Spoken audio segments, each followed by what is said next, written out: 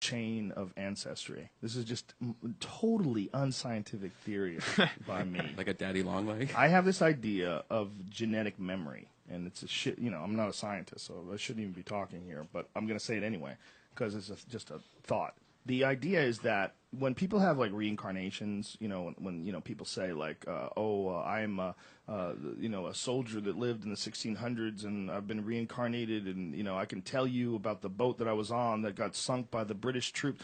When people have those stories, I really wonder whether or not sperm, whether or not genetics, whether or not when a person makes another person, how much information is actually getting to that kid? It might be like a lot more than we have access to. And it might very well be that when you are a person who has, how many X of thousands of traceable generations, that all that information of all those people's lives might be somehow or another encoded in our DNA.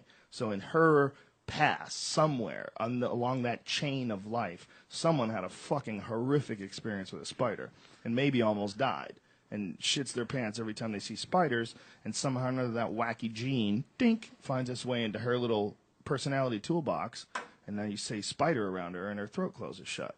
I mean, it makes sense to me. I mean, obviously, I know nothing about genetics. That doesn't make sense to me. Yeah, it Why doesn't make sense to you? I mean, you can get raped and feel that for like a month, but that will go away, Okay, where do instincts come from then? Why do we have instincts? Why do little children, why are they afraid of monsters if they live in cities?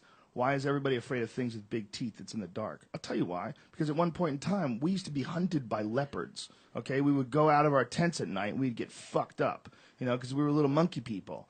And that shit is still in our head. We're still terrified of monsters in the night. And I think that's a genetic thing. I think there's certain instincts that humans have that are relayed through generation after generation of experience after experience. It only makes sense that somehow or another that shit's encoded in your DNA. Is different than personal experience.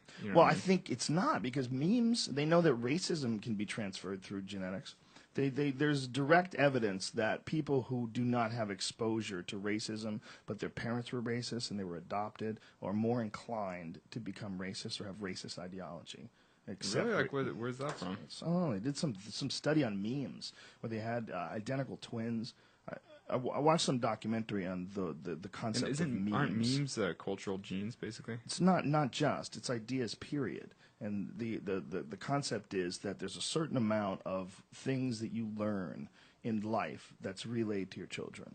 Mm-hmm. And that's one of the reasons why children of musical people become very musical. It's very common that people have children, and their children, not just because it's the environment they grow up in, but they show like an instant proclivity towards some sort of a thing that you were very good at that wouldn't have to do with your physical genetics, as we think of it, as terms as body type and, athleticism and things along those lines, which we've already assumed transfer on and we know transfer on. But I think there's also life experience and mental things that transfer on. It